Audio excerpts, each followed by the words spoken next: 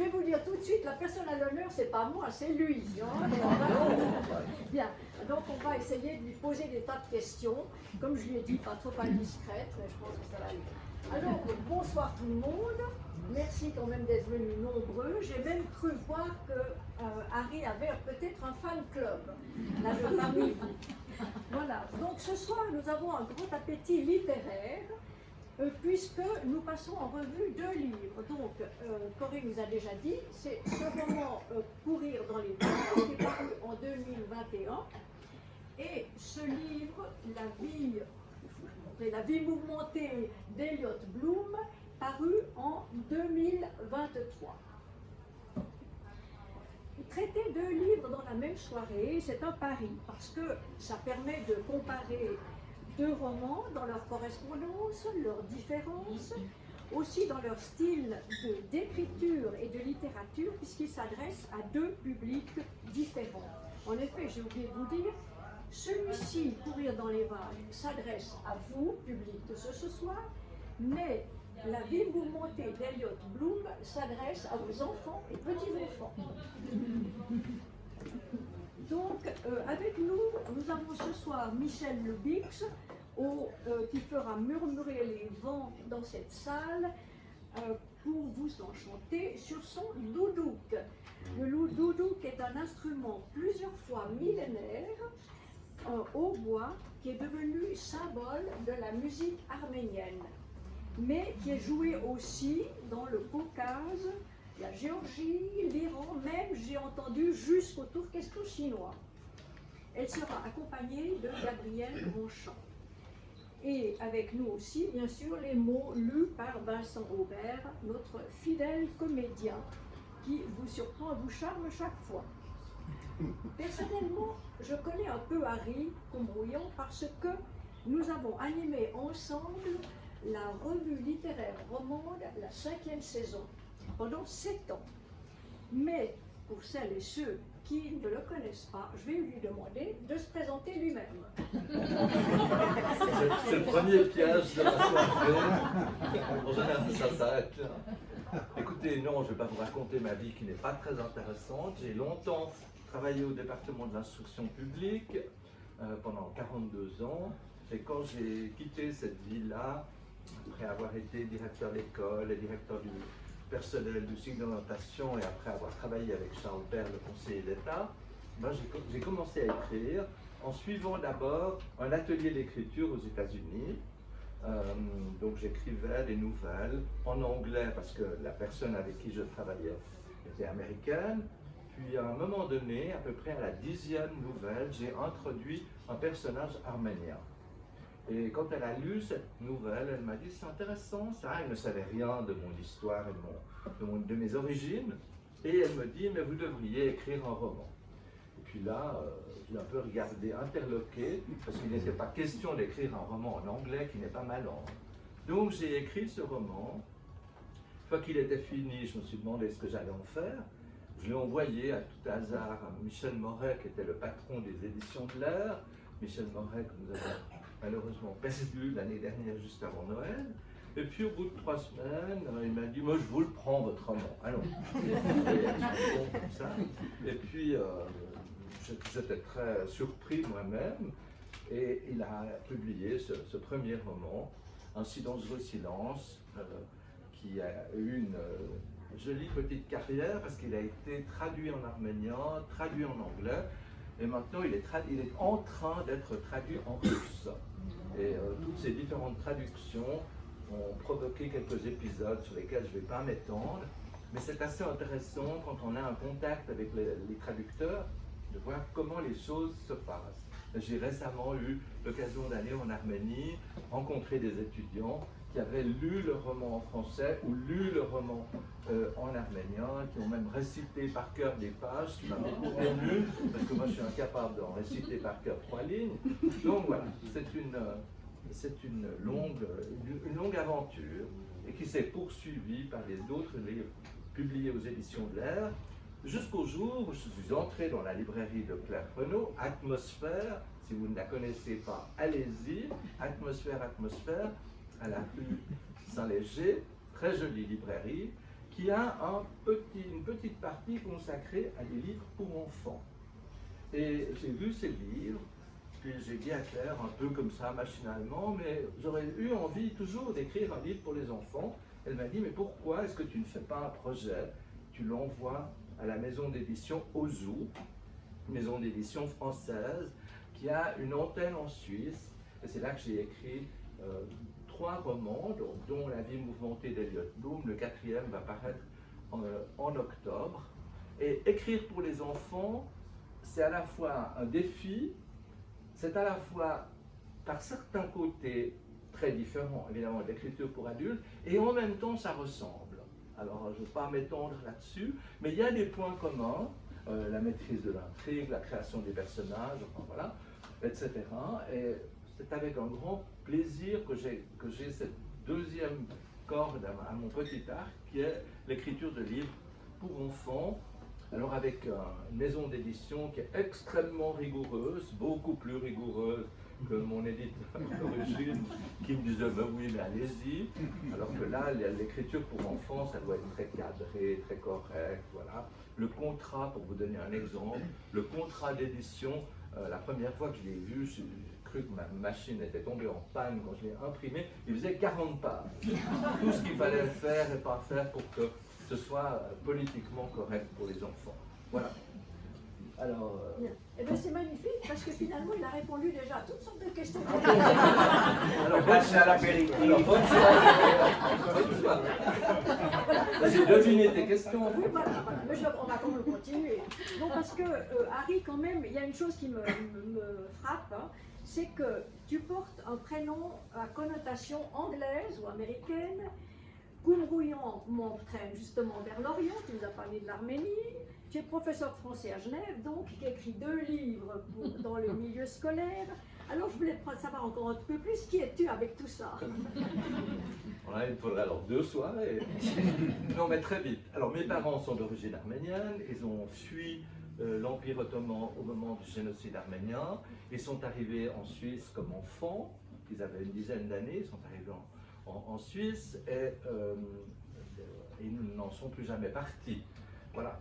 Et ils sont arrivés en passant par la Grèce d'abord, et en Grèce, un pasteur suisse romand, monsieur Anthony Kraft-Bonnard, a proposé à ses mamans qui avaient perdu leur mari assassiné dans le génocide. Ce pasteur a proposé à ses mamans de laisser les enfants venir en Suisse faire leurs études. Une fois qu'ils étaient là, ils n'en sont pas repartis. Alors voilà. Et mon prénom américain, à l'histoire suivante, mon père s'appelait Harutiun. Alors ça donnait un prénom et un nom très compliqués. Et ma mère a prétendu, pratiquement jusqu'à ces derniers jours, qu'elle avait inventé ce prénom.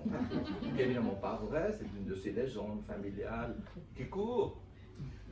À un moment donné, je me suis dit, mais moi qui suis né en 1950, donc vous voyez un âge canonique, en 1950, qui était le président des États-Unis? C'était Harry Truman.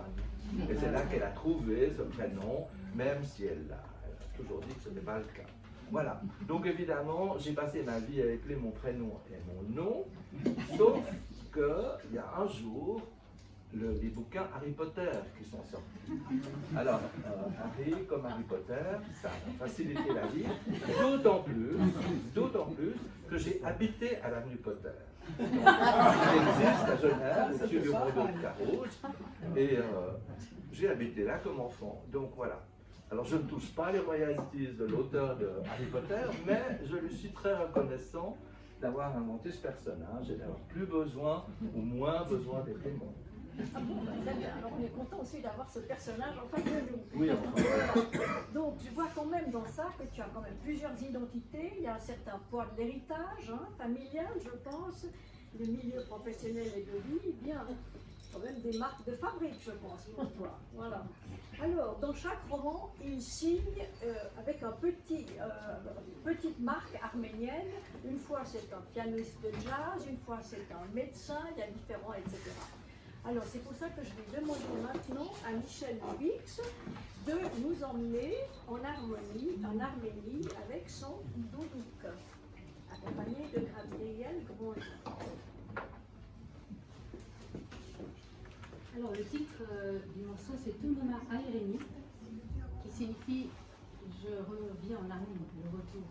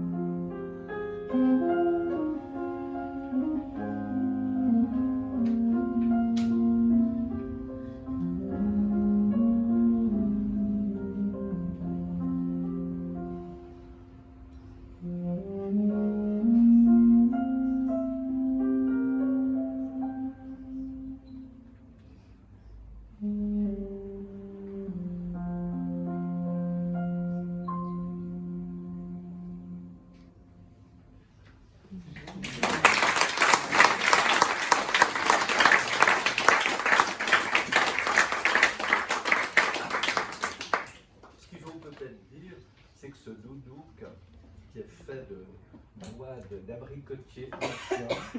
C'est un instrument qui est très difficile de jouer.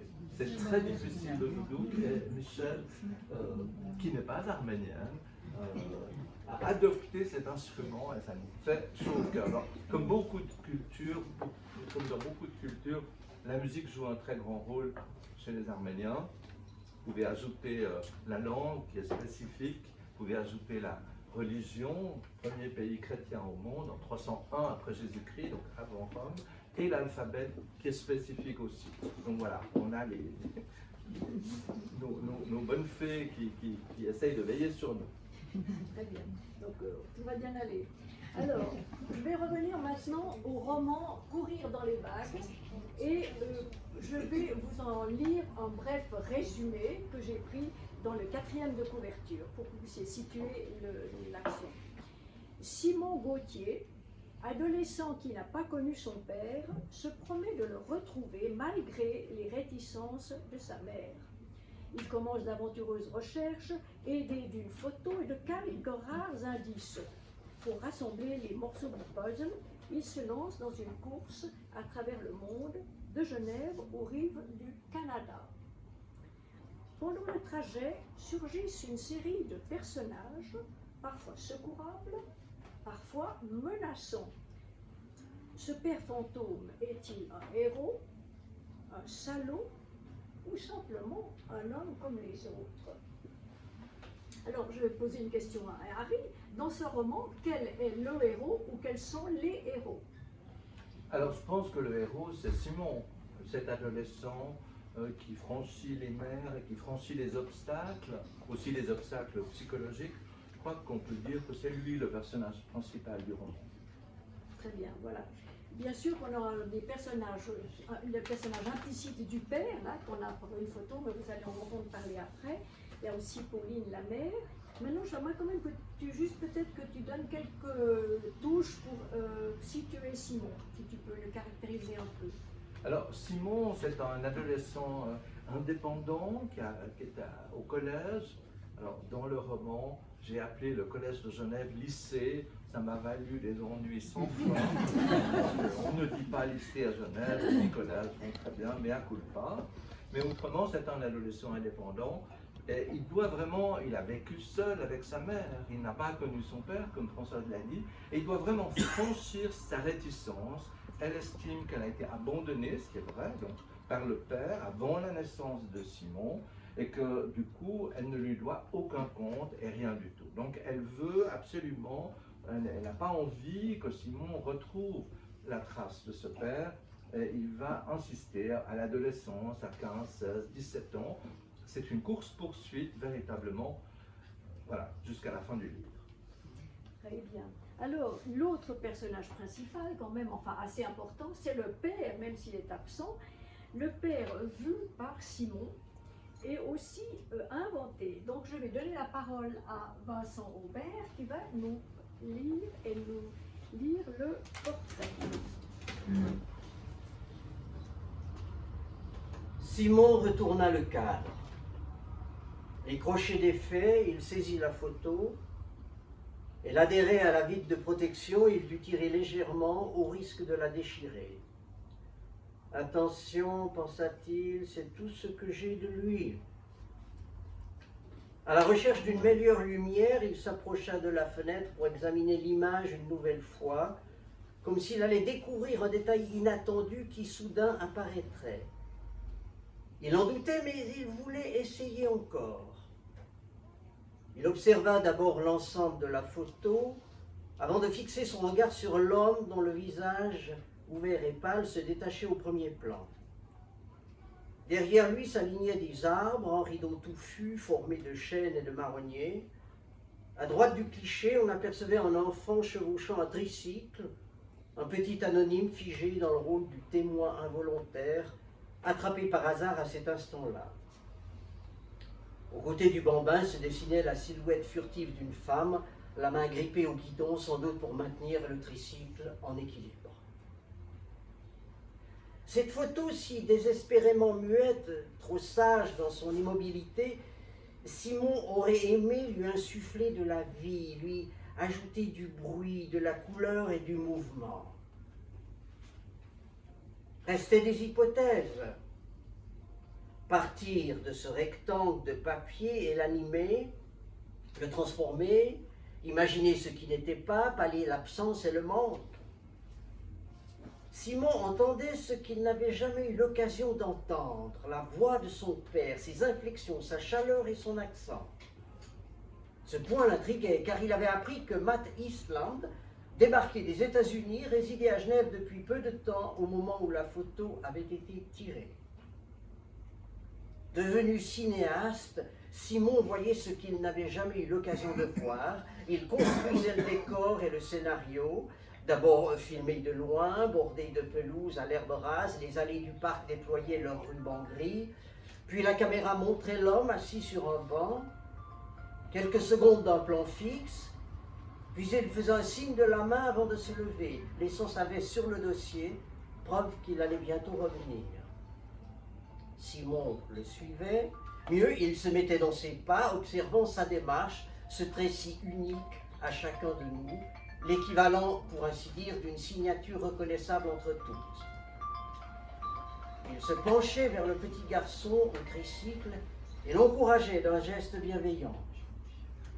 Un instant d'hésitation avant que Matt Eastland se dirige vers le kiosque voisin, une baraque en bois qui vendait des sucreries. Il acheta une glace à la fraise, une boule généreuse, presque liquide, qu'il offrit à Pauline, restée sur le banc. Au moment où l'homme lui présenta le cornet, la glace commençait à couler. Elle lui demanda pourtant de patienter le temps de sortir de son sac ses lunettes noires. L'intensité de la lumière la gênait maintenant que les nuages avaient filé au loin. La glace fondait de plus belle, l'homme se lécha les doigts. Il s'installa à côté de Pauline, passa son bras sur son épaule, l'attira contre lui. Pour Simon, la présence de sa mère dans le film relevait de l'évidence. Voilà qu'elle se tenait devant lui, souriante, vêtue d'une blouse d'été, révélant la finesse de ses bras. Elle portait ses cheveux courts, à la manière simple qu'il avait toujours connue. Merci beaucoup. Alors, donc vous avez vu maintenant que Simon essaye d'inventer son père. Moi, je cite encore quelques lignes. Pour Simon, son père était une silhouette évanouie, une ombre qui avait disparu, la transparence d'un fantôme.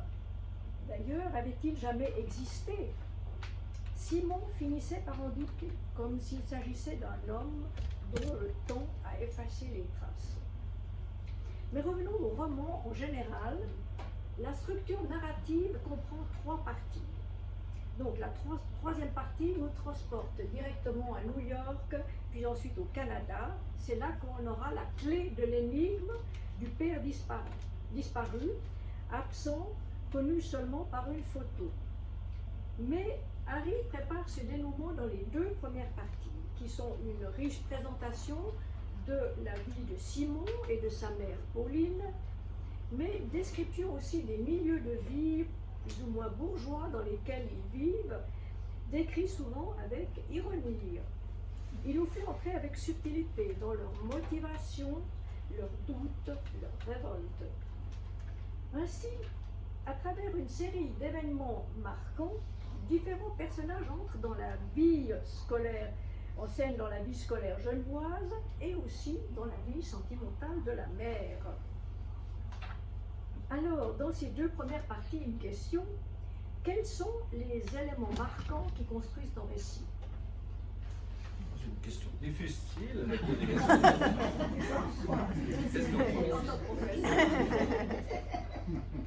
Je crois que un des éléments marquants, c'est que la mère, qui a longtemps été célibataire avec cet enfant, va rencontrer un homme, un policier portugais, dont elle va s'éprendre et qui va être un peu un père de substitution pour Simon.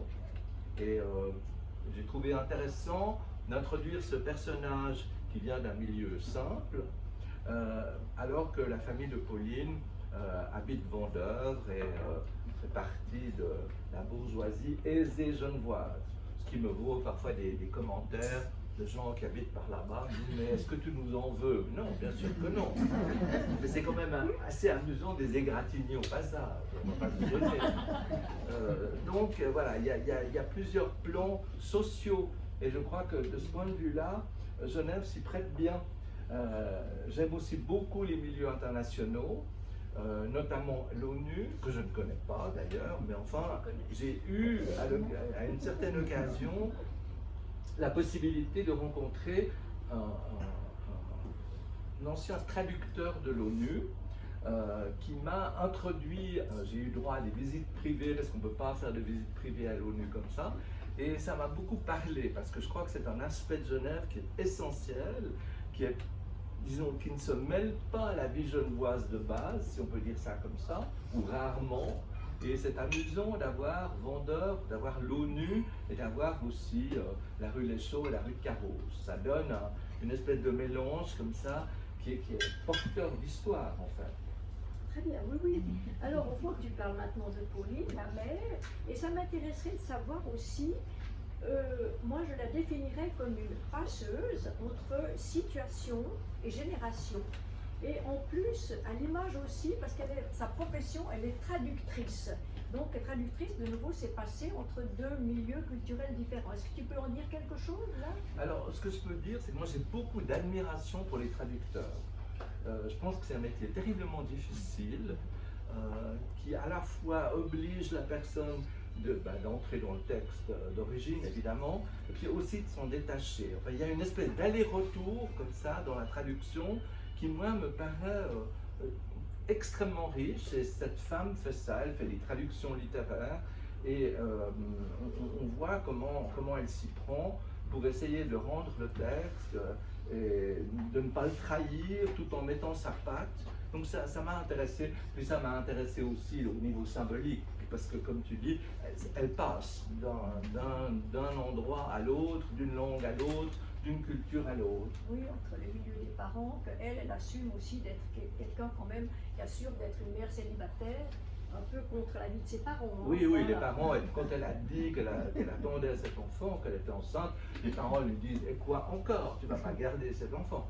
Et puis elle dit « Bah oui, oui, oui, oui. » Donc ça donne quelque chose qui est relativement conflictuel.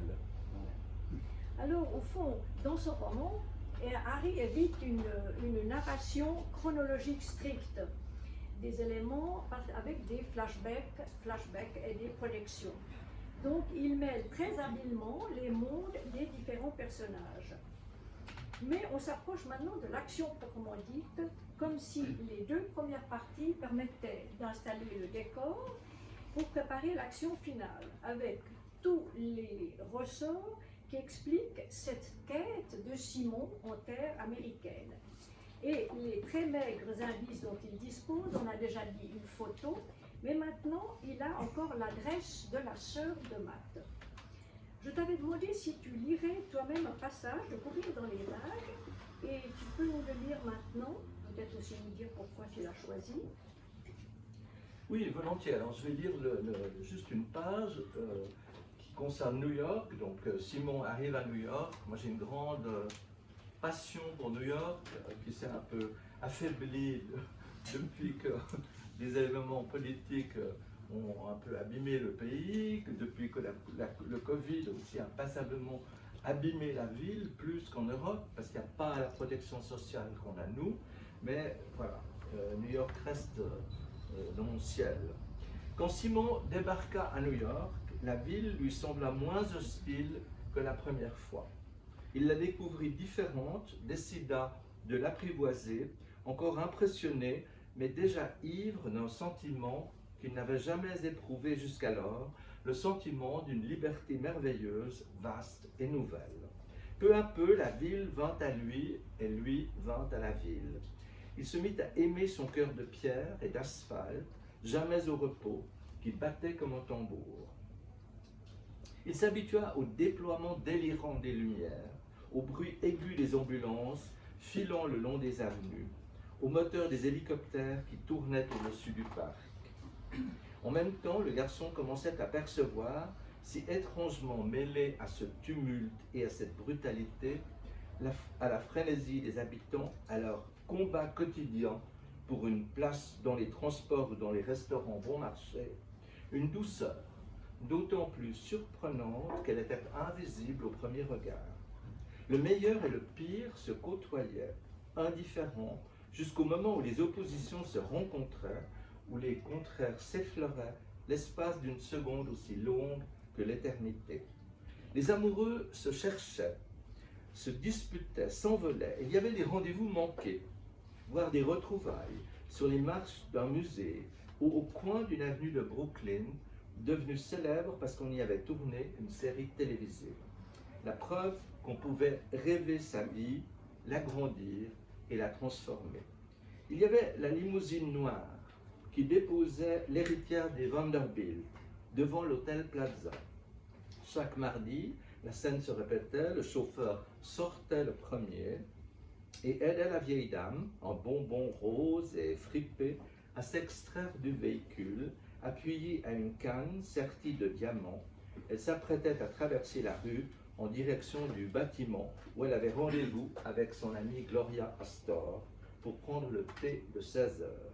Il y avait quelques 100 mètres plus loin les pauvres qui dormaient à même les trottoirs avec un chien pour seul compagnon, attentif, crasseux, pelé. À la vue de cette misère, Simon se trouvait lâche car il détournait le regard et accélérait le pas. Le vent s'agitait en rafale, s'engouffrait dans les allées, puis tombait soudain, comme s'il lui fallait un intervalle pour retrouver sa vigueur. Poussés par l'air marin, les nuages traversaient le ciel, plus vaste et plus changeant qu'ailleurs. Les nuages qui se rattrapaient, s'enlaçaient, se confondaient avant de filer vers l'océan à l'est de la ville. Merci. Alors donc là, ce passage qu'il vient de nous lire, c'est le deuxième voyage à New York de Simon. Au premier voyage, Simon était resté 3-4 jours, juste le temps de comprendre qu'il ne savait rien de plus et que le mystère continuait sur son père dont il avait perdu les traces. Donc là, je vais vous exprimer un peu. Simon est animé sans arrêt de doutes, d'hésitation. Donc je vous lis quelques passages. Un nouveau voyage à New York, à quoi bon? Laisse tomber, disait la voix, tu vas te cogner au même mur. Traverser l'Atlantique avec si peu d'indices, c'est de la folie. Pourtant, cette histoire partie d'une photo et de son mystère, Simon l'avait montée, défaite, reconstruite avec tant d'énergie. La réalité, on est bien obligé de l'accepter. Ensuite, on s'arrange le mieux possible avec elle. La réalité, se disait-il, c'est parfois moins dangereux que l'imaginaire. Je cours dans les vagues, c'est vrai, mais, après tout, je suis bon nageur. Pensons à mon père, je ne sais pas ce qu'il a fait. Je ne sais pas si c'est un salaud, je m'en fous. Maintenant, il m'apparaît, je m'accroche à lui. Donc, il est parti avec hésitation et doute, mais il a franchi le pas. C'est-à-dire qu'il est parti, je dirais, s'initier quand même à la vie, à ses mystères. Il se sépare du cocon familial et des lieux d'enfance. Il se confronte avec des lieux différents, des coutumes différentes. Il est parti pour construire sa propre personnalité, pour fabriquer sa place dans le monde et forger aussi sa vision du monde. Alors je vais te demander, pourrais-tu nous dire ta vision de cette initiation? Est-ce qu'elle aurait un écho avec tes propres expériences? Non, c'est une question qu'on pose souvent. Qu'est-ce qui est biographique, qu'est-ce qui est autobiographique dans vos romans? Rien. Enfin, à moins que je me mette sur le divan d'un psychanalyse pendant 5 ans, ce que je n'ai pas l'intention de faire. Non, rien, c'est vraiment de la fiction. Alors évidemment, toute fiction repose en partie sur ce qu'est l'écrivain, sur ce qu'il a vécu, sur ce qu'il a connu, mais ça n'est pas autobiographique, c'est même pas de façon déguisée. Il y a un élément, disons, géographique qui est vrai, c'est que le roman, tu l'as dit, se termine au nord-ouest de l'État de New York, à Buffalo, au bord du lac Erie, à la frontière du Canada. Et j'ai vécu là-bas pendant une année, il y a très longtemps de ça. Donc cet élément-là, il est vrai. Enfin, je connaissais l'endroit, j'y suis d'ailleurs retourné avec mon neveu qui m'a servi de chauffeur parce qu'il fallait que je repère les lieux. Alors ça c'est vrai, mais c'est seulement le décor, rien d'autre. Voilà. Alors, bien sûr que je ne vais pas vous révéler la fin de l'énigme, comment Simon retrouve ou ne retrouve pas son père, après d'ailleurs avoir appris quelques éléments troublants sur la biographie de son père. Alors, j'en reviens à d'autres personnages et j'ouvre une parenthèse dans les personnages avec une petite question à Vincent Aubert. Je t'ai écouté avec intérêt et plaisir dans l'audio que tu as mis sur le site, que vous avez pu entendre aussi. Cela m'intéresse de savoir pourquoi tu as choisi cet extrait avec le personnage de Carmen, qui, dans le livre, a un rôle extrêmement marginal dans l'intrigue et la narration. Merci pour la question. Alors, je ne fais pas du tout le même travail que toi qui doit présenter un livre avec l'auteur. Moi, j'ai lu ce livre et comme un tableau, disons, je prendrais Bruegel, j'ai 2 minutes pour dire quelque chose de ce tableau, je ne vais pas le décrire. Je prends, je sais pas, un gamin qui fait pipi dans un coin, un oiseau sur un arbre, ou un petit détail du tableau qui me paraît faire un tableau en soi. Et tout à coup, ce personnage qui dérive à Lausanne, c'est juste une parenthèse qui fait partie du livre, même si ce n'est pas un personnage principal, mais ça donne de la profondeur au tableau. Il y a plusieurs plans, il y a des tas de choses qui se passent, et ce qui donne aussi au récit un côté cinématographique, puisqu'il y a lui-même, Simon s'imagine tout d'un coup, devant la photo, il devient réalisateur, il imagine les plans, les travelling et tout ça. Et donc il y a des choses qui passent, et tout n'appartient pas au mainstream de l'intrigue. Et ça rend l'intrigue plus intéressante parce qu'il y a des petites touches comme ça qui... On ne reparle plus de la glace non plus, qui est soi-disant il offre à la mer. Donc, c'est vrai, tout d'un coup on a quelque chose qui coule. Merci beaucoup. Et puis, ça nous montre aussi, de manière très complémentaire, comment on peut voir les choses. Alors, ma question suivante, elle est pour Harry. Parmi tes personnages, le professeur de mathématiques Rudy Poltek est présenté comme quelqu'un d'intéressant, intelligent, cultivé, sensible au sort de ses élèves. Ça, vous l'avez trouvé où? Un prof de maths sensible, sans élèves, mes amis. Et je dirais peu conforme au moule professoral scolaire. Alors, je me suis demandé s'il ressemblait à un de tes professeurs ou un de tes collègues que tu appréciais, un professeur idéal, ou bien est-ce que ça serait un tout petit peu Haricot Brouillon, professeur à Genève? Non, mais évidemment, bon, quand on a milité, je ne sais pas si c'est le mot, mais quand on a vécu 42 ans dans le milieu scolaire, on a quelques images qui défilent. Donc ce prof de maths, il n'existe pas, mais il est, alors je reconnais, fortement inspiré par une série de gens que j'ai connus et que donc je me suis fait un grand plaisir de le peindre dans le livre, vraiment. Et il y a des Rudy Poltek dans les écoles, il est à la fois rugueux et compréhensif, il s'oppose à la direction de son école, mais il le fait intelligemment, voilà. On a connu tout ça. Hein. Voilà. Donc, personnellement, moi j'ai eu grand plaisir à lire ce roman. Je me suis attachée au personnage de Courir dans les vagues. Alors, qu'aurez-vous, vous, pour vous le procurer et pour connaître la fin de l'énigme du père? Mais surtout, l'auteur, je dirais quand même, a l'art de rendre vivants les lieux où se déroule le récit. Vous avez déjà entendu quelques passages. L'art de saisir les personnages avec des problèmes et des doutes qui nous concernent aussi. D'écrire une Genève que vous reconnaîtrez, peut-être, et peut-être que vous n'aimerez pas. Mais le tout dans une belle langue qui coule et vous conduit à votre propre imaginaire, je dirais. Alors je vais demander, pour clore ça, à Michel Lubix. Est-ce que je peux avoir encore une question? Oui. Pourquoi le titre? Ah, mais ça viendra pas. Ah, pardon. Ouais. Si tu permets qu'on Mais oui, on je change te permets l'ordre. tout ce soir. Parce que c'est aussi une des premières questions que je me suis demandé. Le doudouk est souvent joué en Arménie avec un second doudouk qui joue le bourdon, c'est-à-dire une note continue. Et puis personne qui interprète la mélodie. Donc le bourdon, il sera interprété par Gabriel sur son clavier.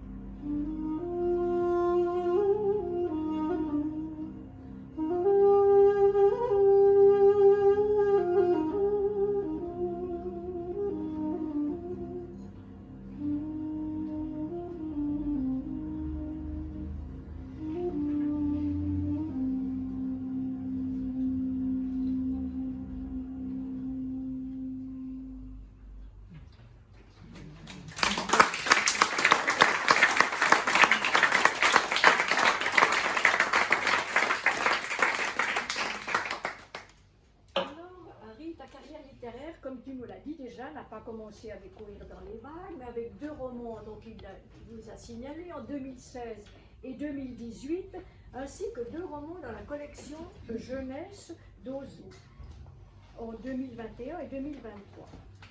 Alors, tu nous as dit donc que tu as, quand tu avais commencé à écrire.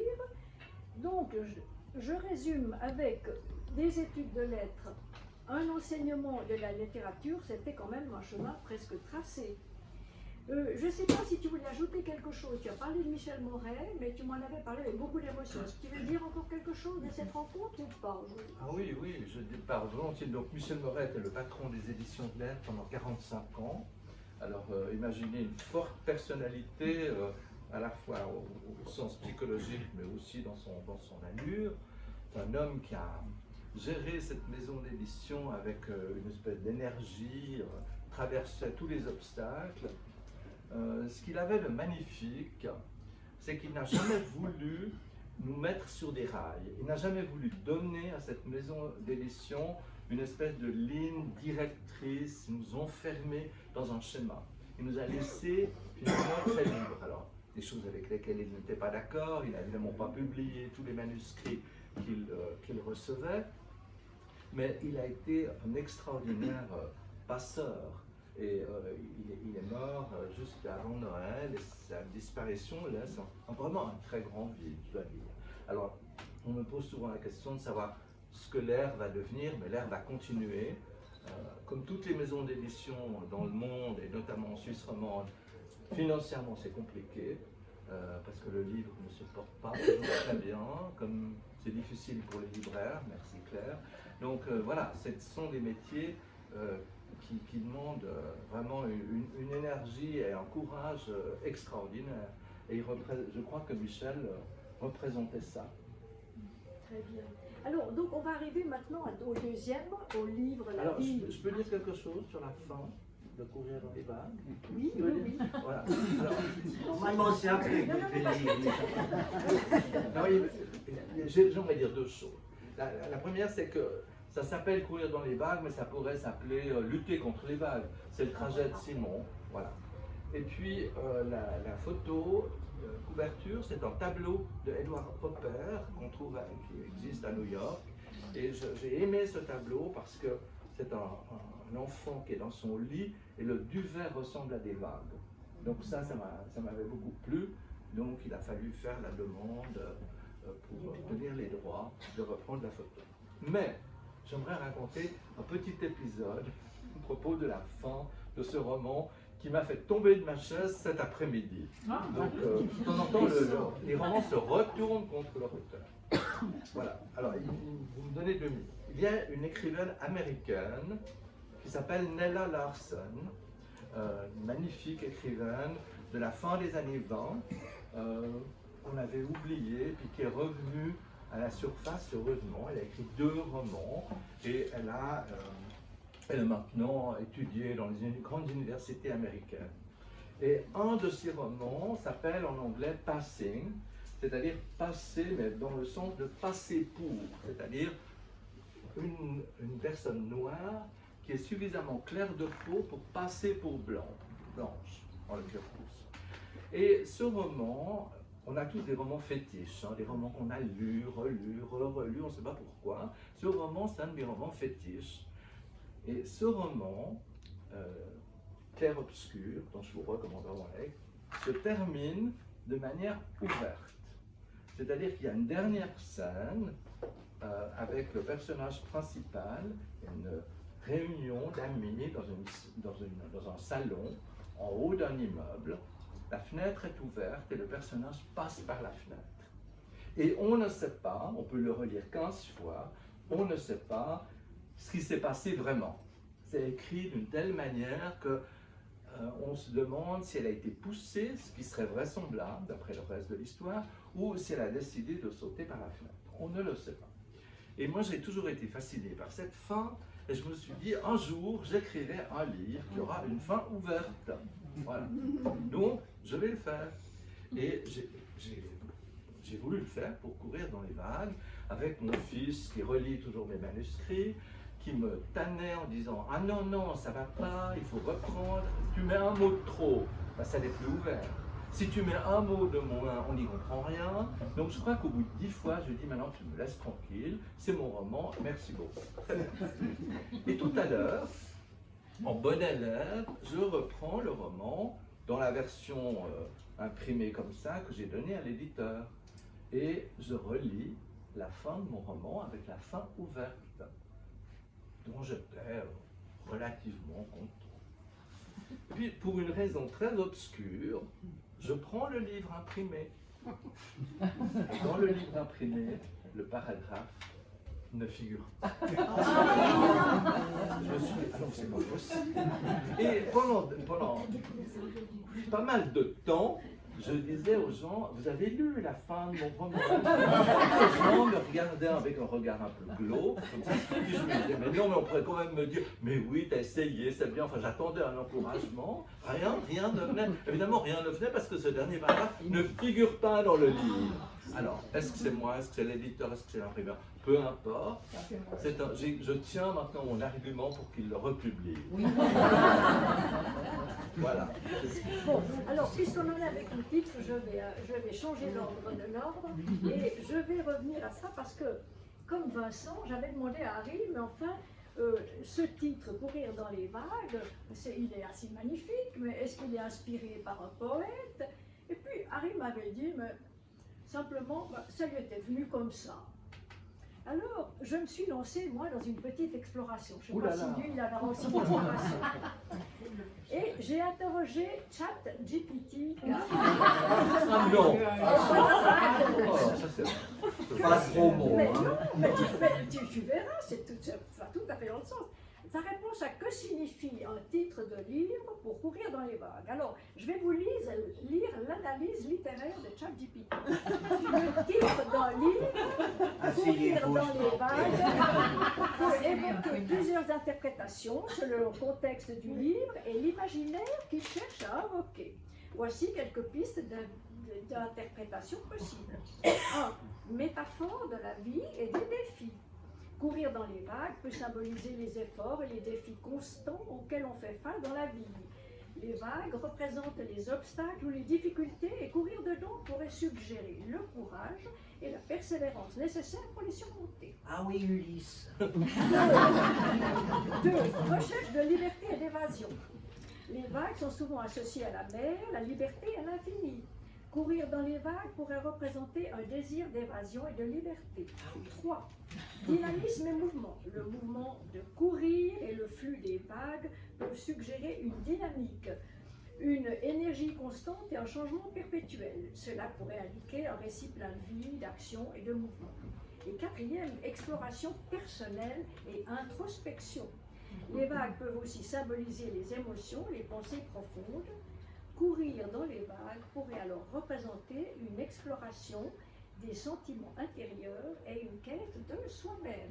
On tombe quand même dans- Mais oui, mais tu aurais pu trouver ça toute seule, franchement. Oui, mais enfin, on sait que ChatGPT, c'est le résumé de ce que disent les autres. Oui, oui, oui. Voilà. C'était Alors très bien. peut-être que Vincent a une réponse. Ah, moi, j'ai pas de réponse, j'avais une question. La mais... question, mais tu as imaginé quelque chose? Non, non, mais justement, j'ai pensé à Ulysse à un moment donné, mais voilà. Non, non, mais moi, j'ai pas. J'ai trouvé un très beau titre, mais comme ça se passe en partie à Genève et en partie au plein sol américain, j'ai dit courir dans les vagues. Bon, voilà.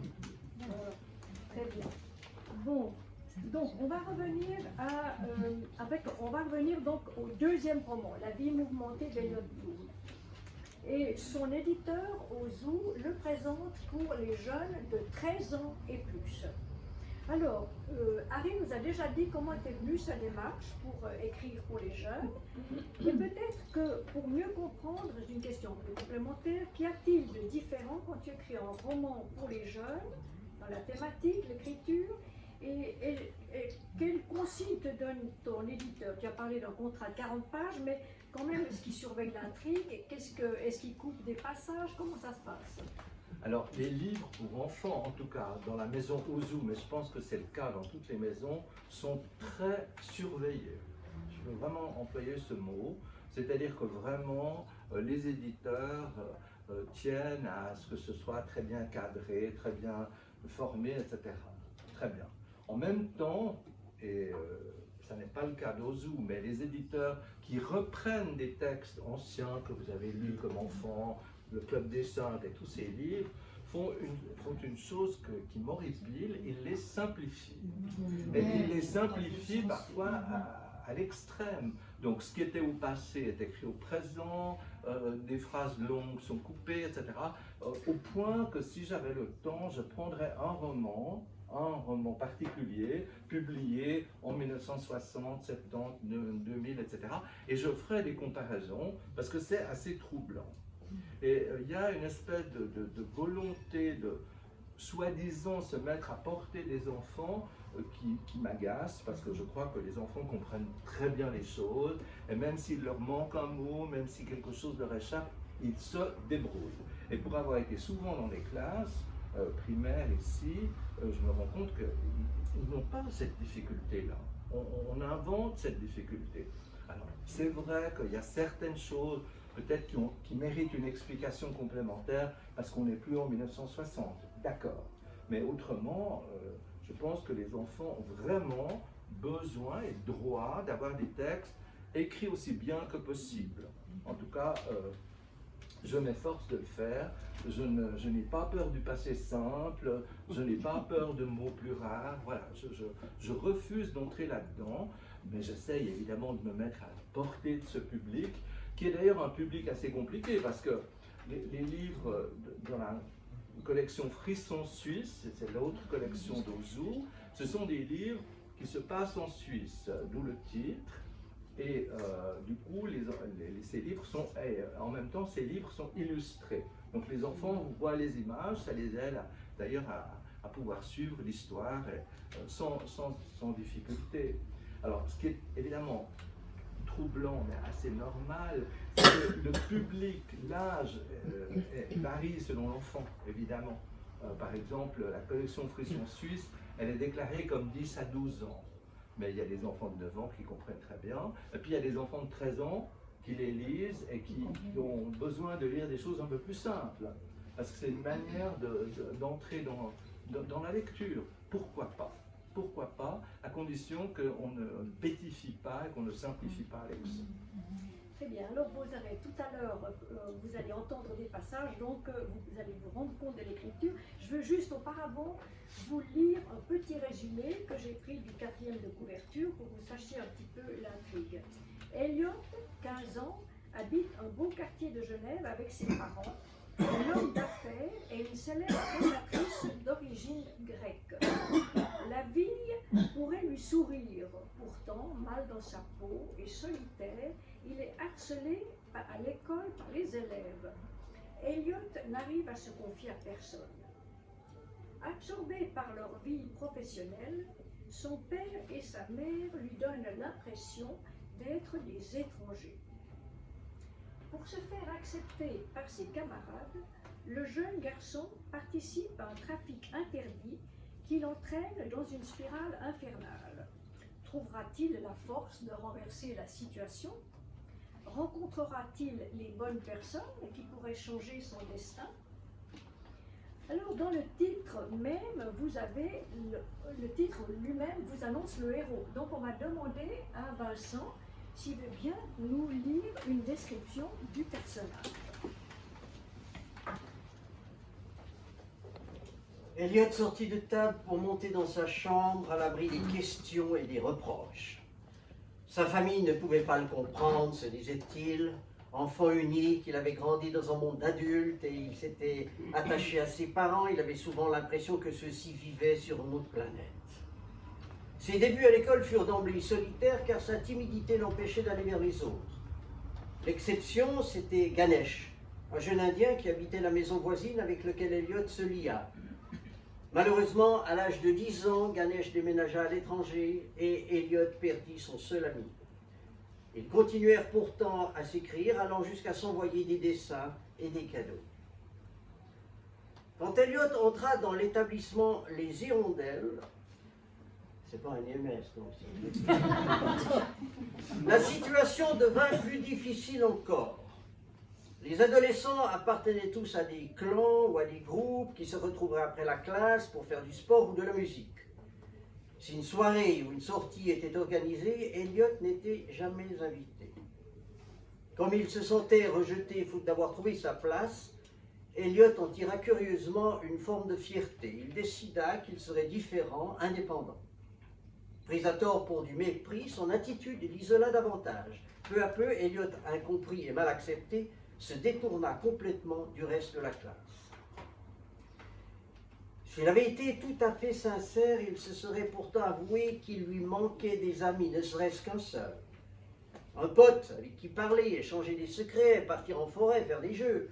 Ou alors une copine à laquelle il se serait confié ou dont il aurait peut-être osé prendre la main.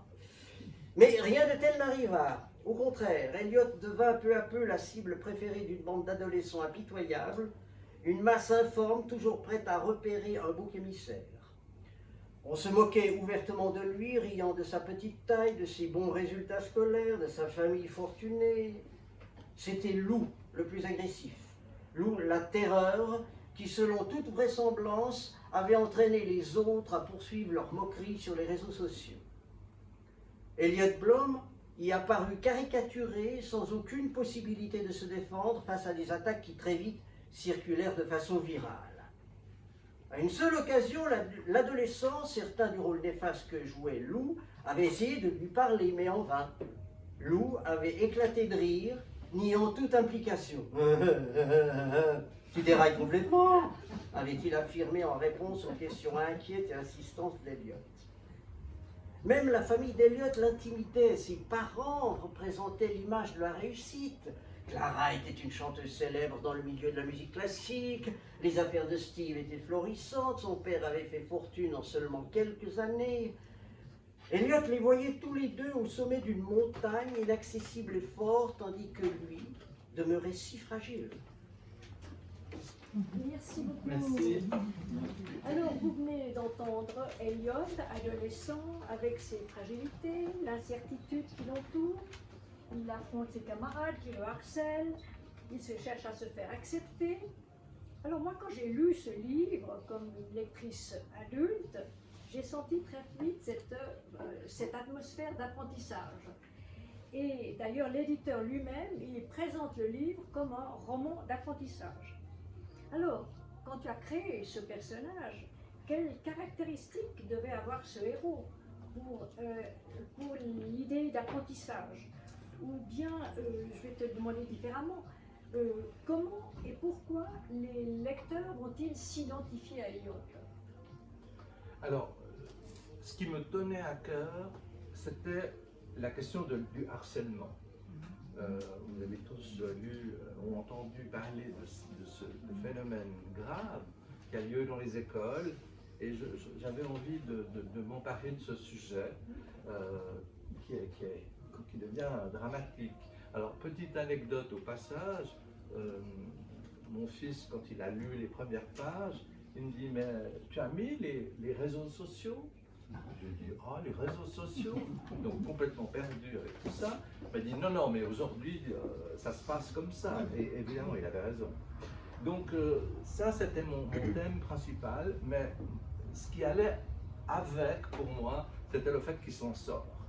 Je voulais un message d'espoir et non pas quelque chose qui se termine de façon dramatique.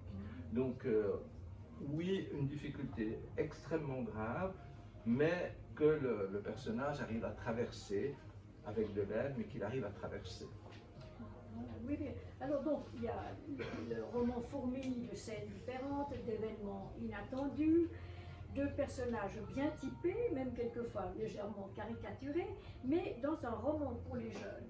En plus de l'idée d'apprentissage, qu'est-ce qui est important pour la mise en scène et des lieux et des personnages?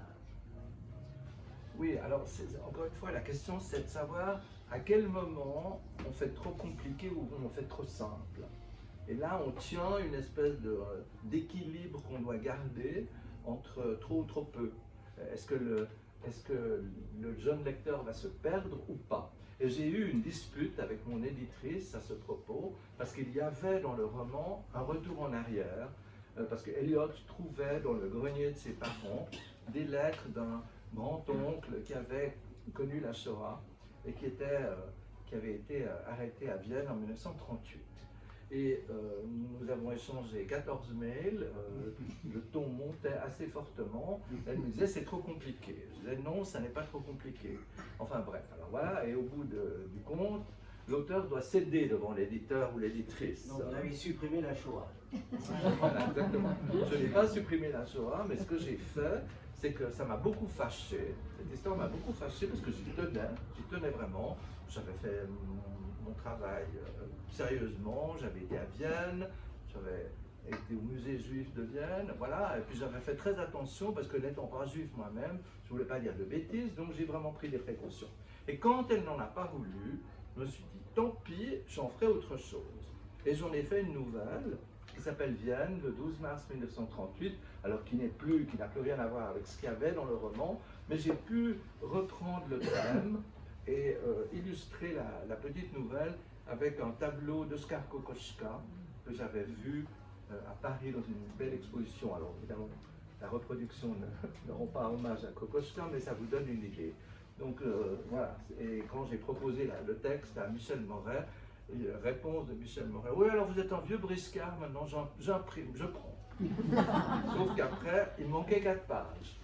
Donc les gens lisaient, me disaient, mais à la page 39, ça s'arrête. Ça, c'est le genre de farce qui arrive tout le temps. Voilà, donc vous avez l'impression d'avoir fait vos devoirs sérieusement. Et puis il y a toujours un problème, c'est comme la dernière page sur les vagues qui a disparu. Donc il faut avoir le cœur bien accroché par moment. Et puis alors vous avez des spécialistes qui courent après les coquilles, les erreurs, qui vous font des remarques, qui prennent des photos, qui vous disent c'est pas juste, etc. Donc j'ai appris à être prudent tout en disant aux gens que voilà, je m'ennuie parfois avec leurs remarques. Il m'est arrivé une autre chose très amusante à propos d'Elliott Bloom. J'étais à une séance de signature il n'y a pas très longtemps à Verrier, au marché de Noël de Verrier. Arrive une dame très distinguée qui me dit « Ah, bonjour monsieur, je suis la tante d'Elliott Bloom. » Bonjour madame.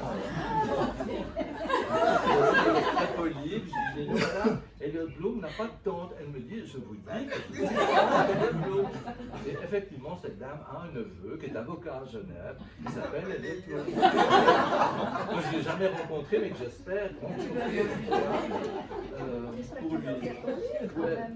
Non, il l'a pas dit. Non, enfin voilà, c'est des histoires assez drôles où vous avez l'autre fois où vous faites une séance de dédicace et puis vous prenez le stylo et puis la personne en face de vous vous dit « Attention, je suis graphologue. » C'est des histoires vraies. Après, vous n'osez plus écrire, vous écrivez, vous faites une faute d'orthographe. Bon, alors pour revenir au roman, je vais te demander encore quels sont les personnages qui te tiennent le plus à cœur. Après, on va lire un passage d'un personnage. Mais toi, quels sont les personnages qui te tiennent le plus à cœur? Alors, quand les parents d'Elliott Bloom se rendent compte qu'il a participé à un trafic, que la police va l'arrêter, il est convoqué avec les autres malfrats, il est convoqué chez une juge d'instruction, une juge pour mineurs. Et là, je me suis dit, il faut que je fasse très attention de ne pas dire de bêtises, parce que ça, c'est quand même un métier précis. Là, je ne peux pas laisser aller mon imagination. Et j'ai rencontré une juge qui s'appelle Isabelle Coindet, qui a été longtemps juge au tribunal des mineurs. Alors, cette juge d'instruction, qui n'est pas Isabelle, mais enfin voilà, elle me tient à cœur parce que elle m'a aidé d'une certaine manière à écrire le roman. Elle a relu tous les paragraphes qui concernent cette audition au tribunal pour être sûr qu'il n'y avait pas de bêtises. Et puis un autre personnage dans le roman auquel je tiens, c'est la grand-mère. Elliott a une grand-mère grecque sur une île, Syros en Grèce. Et voilà, ça me rappelait les séjours que j'avais faits sur cette île. Et là, voilà, cette grand-mère, j'avais envie de l'attraper. Ce qui est très amusant, c'est pas le cas dans ce roman, et c'est arrivé l'autre fois, vous mettez un personnage qui est censé durer une page ou deux, et le personnage ne veut pas quitter le roman. Et alors, quand les auteurs disent ça, on les regarde en disant qu'est-ce qu'ils racontent, et ça m'est arrivé. Et ça, c'est assez extraordinaire, quand vous avez un personnage qui tout d'un coup dit « Ah non, mais moi je suis très bien là, et tu vas me garder jusqu'au bout. » Et effectivement, ça peut marcher. Alors, j'ai choisi un personnage et que je vais demander à Vincent Auvert s'il veut bien nous le lire et nous décrire. Le garçon, donc on parle de Simon, d'Elliott. Simon, c'était l'autre. Le garçon traversa la route principale et, par un chemin piétonnier, se dirigea vers le lac. L'eau était parfaitement calme. Venues de loin, des vaguelettes caressaient la plage. Leur trajet accompli, elles se défaisaient et mouraient pour laisser place aux suivantes. Elliott observait ce mouvement inlassable dont la douceur l'apaisait. Il contourna un kiosque en bois où pendant l'été des marchands s'installaient. On pouvait y acheter des glaces et des boissons. À côté se trouvait un camping, désert en cette saison. Le garçon marchait maintenant sur le sable. Dans sa tête, les paroles fermes qu'il avait balancées à Lou la veille au soir résonnaient encore. Le minable, c'est toi. Ces mots-là, il n'aurait jamais osé les dire auparavant, mais désormais, il était plus fort. Du moins, il l'espérait, car une question demeurait, saurait-il se défendre si ses agresseurs, furieux contre lui, le brutalisait de nouveau. Elliot chassa cette pensée, décidé à profiter du moment serein que sa solitude lui offrait. Il poursuivit son trajet, longeant une série de bateaux à rames dont la peinture écaillée et le mauvais état semblaient indiquer qu'il reposait sur cette plage depuis longtemps. Le rafio le plus éloigné était à moitié retourné et son plancher formait une espèce de toit incurvé. Comme il s'en approchait, Elliot eut l'impression de distinguer un bruit léger. Il cessa d'avancer pour vérifier s'il se trompait. Aux aguets, il tendit l'oreille quand vint la confirmation. Dans le bateau renversé, quelqu'un pleurait. Des larmes presque silencieuses entremêlées de hoquets. Hésitant à partir ou à rester, le garçon s'efforça pourtant de rassembler son courage et de voir ce qui se passait. Il se pencha au-dessus de l'embarcation et demanda si on avait besoin d'aide. Les pleurs cessèrent sur le champ. Elliot répéta sa question, s'appliquant à parler tranquillement alors même qu'une timidité inquiète menaçait de le paralyser. Qui pouvait bien s'abriter là de si bon matin? Un mouvement agita la cachette, aussi improvisé qu'improbable, puis une forme humaine s'en dégagea. Apparut alors un garçon aux cheveux noirs et au teint mat qui regarda Elliot avec effroi. Il avait l'air terrifié. Le seul mot qu'il prononça sur un ton interrogateur fut « Police ?» Elliot secoua la tête dans l'espoir de rassurer celui qui paraissait habité par un grand désarroi. C'était un adolescent, peut-être du même âge que lui. Lentement, l'inconnu reprit son souffle. D'un revers de la main, il effaça les larmes qui avaient coulé sur ses joues. Elliot lui demanda son nom, mais n'obtint aucune réponse. « What's your name ?» s'enquit alors Elliot, passant à l'anglais. « Samir » dit l'autre. « I'm 16 and a half. » Elliot se présenta à son tour et, curieux d'en savoir davantage, il enchaîna « And where do you come from ?»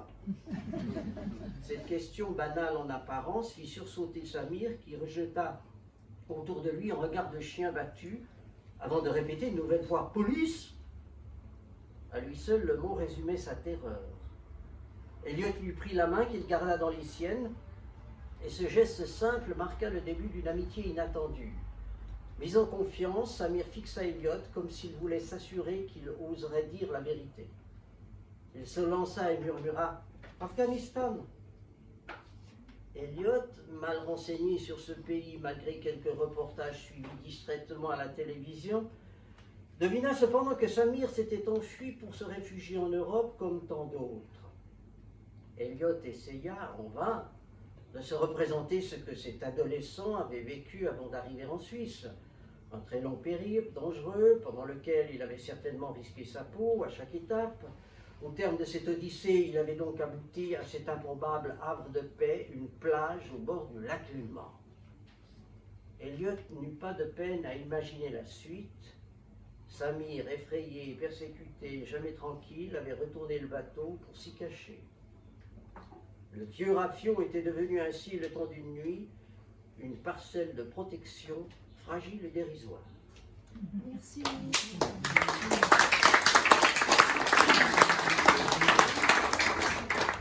Alors, bon, là, avec ce passage, quand même, j'ai l'impression qu'il y a des valeurs que tu veux défendre dans ton roman.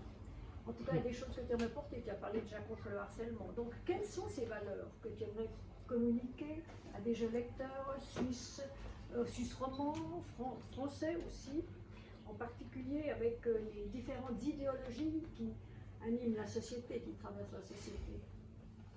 Je crois que quand on écrit pour les enfants, bien sûr que d'abord on veut raconter une histoire, et puis c'est ce que l'enfant cherche, c'est qu'on lui raconte une histoire. Idem pour les adultes, mais particulièrement pour les enfants. Mais en même temps, c'est vrai qu'on n'est pas neutre comme auteur. On essaye de faire passer quelque chose de plus. Alors ça n'est pas un message au sens vrai du mot, parce que ce serait vite ennuyeux, je crois. Mais d'essayer, disons, d'intégrer dans le récit, dans la fiction, certains éléments qui peut-être font réfléchir et donnent lieu espérons, à des discussions, que ce soit en classe ou en famille. Du moins, c'est ce que j'espère. Ça me paraît quand même être une plateforme extraordinaire, le roman, qui permet de mettre en avant certaines choses, sans que ce soit un essai ou un cours d'histoire ou un cours de géographie. Oui. Alors, au sujet de la forme, quand je regarde les rayons littérature jeunesse, je suis frappée par l'importance des illustrations. La prépondérance de l'image, comme dans tous les moyens de communication aujourd'hui, à travers que ce soit la télévision, sur tous les réseaux sociaux, jusqu'au succès phénoménal des mangas. Alors, toi, ce livre, tu écris un livre sans image, hein, un vrai livre, pourrait-on dire. Et alors, je me suis demandé pour l'éditeur et pour toi, l'auteur, comment est-ce que vous situez cette littérature, je ne sais pas, peut-être intermédiaire entre livre d'images pour enfants et livre écrit d'adultes? Est-ce une niche commerciale qui se développe? Une tentative de faire lire des livres à des ados, addicts à leur smartphone, je ne sais pas. Alors, ce qu'il faut dire, c'est que les livres pour enfants, donc la collection précédente, la collection qui s'appelle donc Frisson Suisse, a des images. Et je dois dire que ça, c'est toute une aventure pour l'auteur, parce que la maison d'édition, en l'occurrence, choisit l'illustratrice. Et là, pour les livres pour enfants, mes romans sont illustrés par une illustratrice qui habite le Brésil, choisie par la maison d'édition, pour des raisons économiques, s'entend, hein, bien sûr. Cette femme fait un très beau travail, je dois dire. Elle a bien compris l'esprit des romans, et on communique via les lectrices en anglais, avec toujours la crainte que tout d'un coup, comme elle ne lit pas le français, moi je ne parle pas le portugais, il échappe quelque chose. Donc c'est revu de façon très précise, et ça ressemble pour moi presque à un cadeau, parce que je reçois les dessins les uns après les autres, d'abord au crayon gris, et puis après en couleur, et puis voilà, il faut valider ou ne pas valider ce qu'elle fait.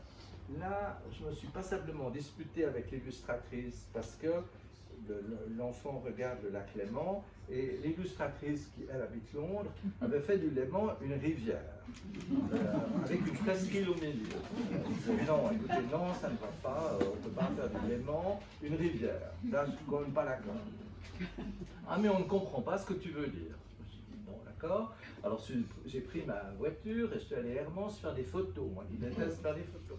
J'ai fait des photos, j'ai envoyé des photos.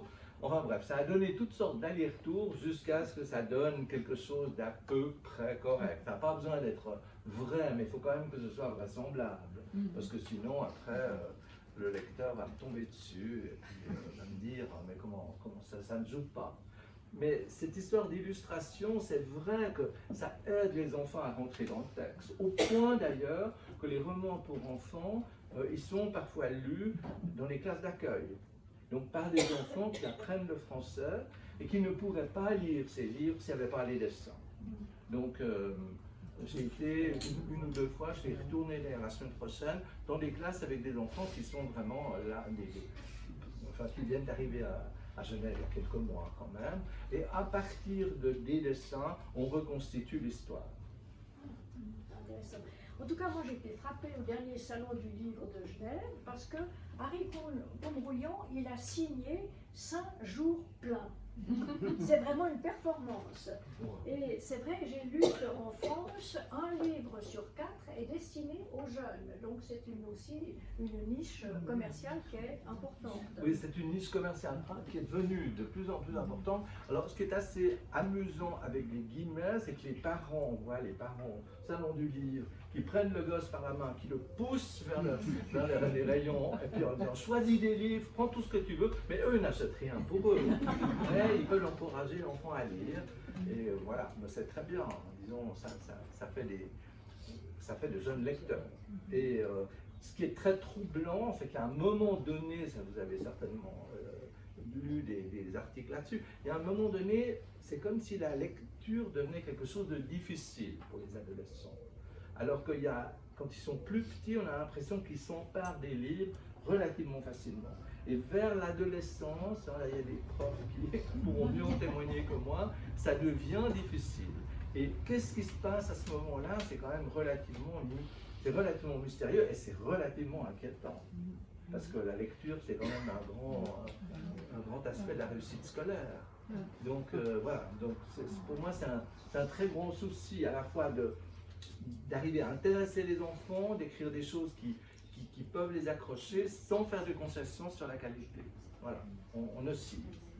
Voilà, donc tu as évoqué tout à l'heure les classes, justement parce qu'en fouillant sur Internet, j'ai remarqué qu'il n'y avait pas de critique sur tes livres jeunesse. Il n'y a rien du tout. Au fond, j'ai compris que la littérature jeunesse n'intéresse pas les critiques littéraires. Mais il y a des vidéoclips de l'éditeur, et donc toi-même, tu vas dans les classes, et je me suis demandé comment les élèves ont réagi à l'histoire d'Eliot, et quelles questions ils t'ont fait ou quels commentaires.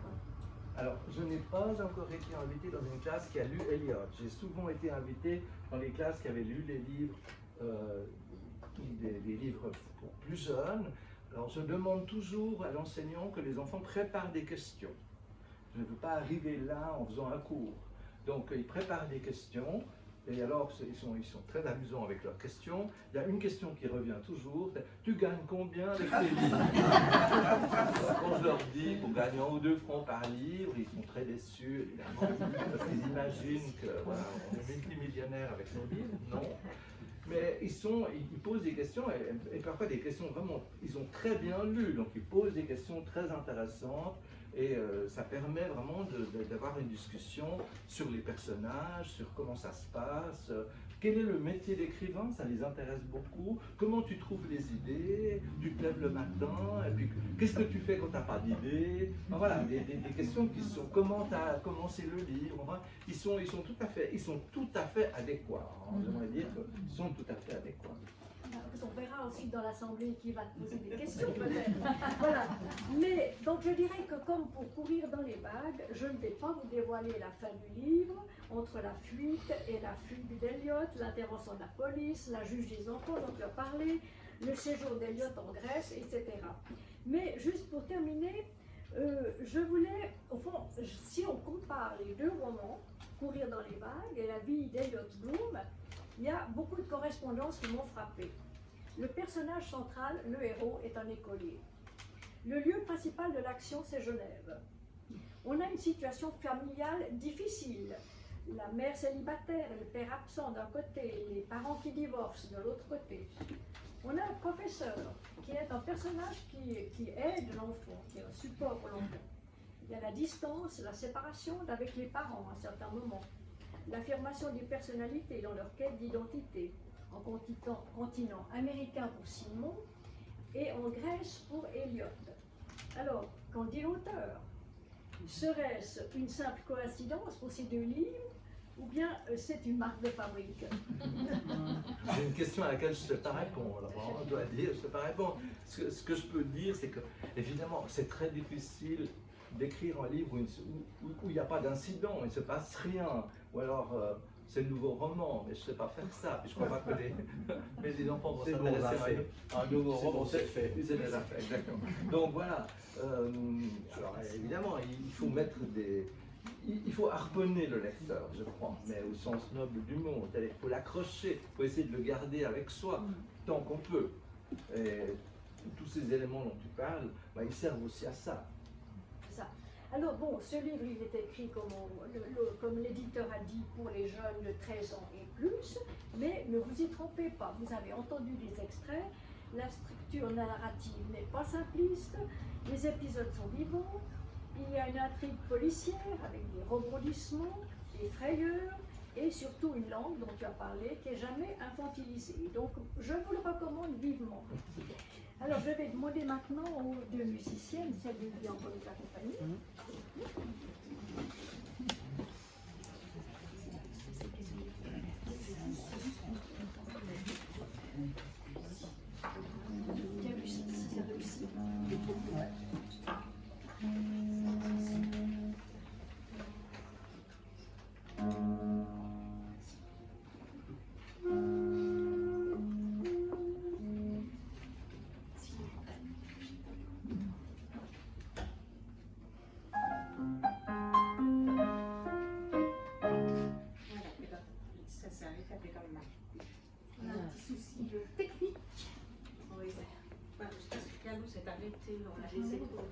Il faut débrancher les choses. Ouais. Je le rebranche. Tu le rebranches, j'espère que ça marche. Oui.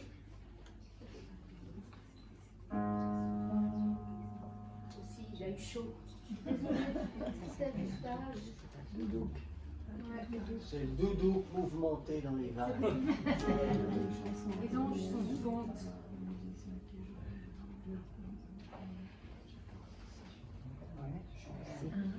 Tu connais ça, Smile? Tu connais ça? C'est magnifique.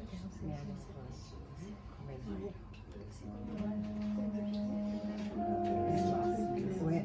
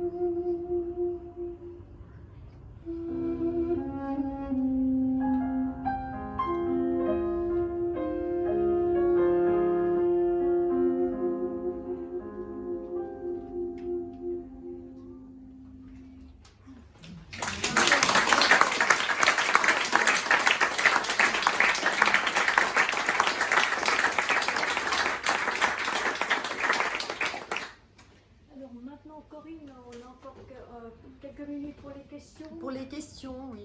Oui. Je vous en prie. Qu'aimeriez-vous savoir de plus? Combien ça coûte? Cher.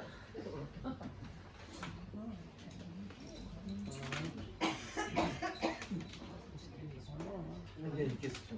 J'aurais une question plutôt technique par rapport à votre manuscrit que vous avez montré tout à l'heure, qui contient déjà en fait l'illustration du livre.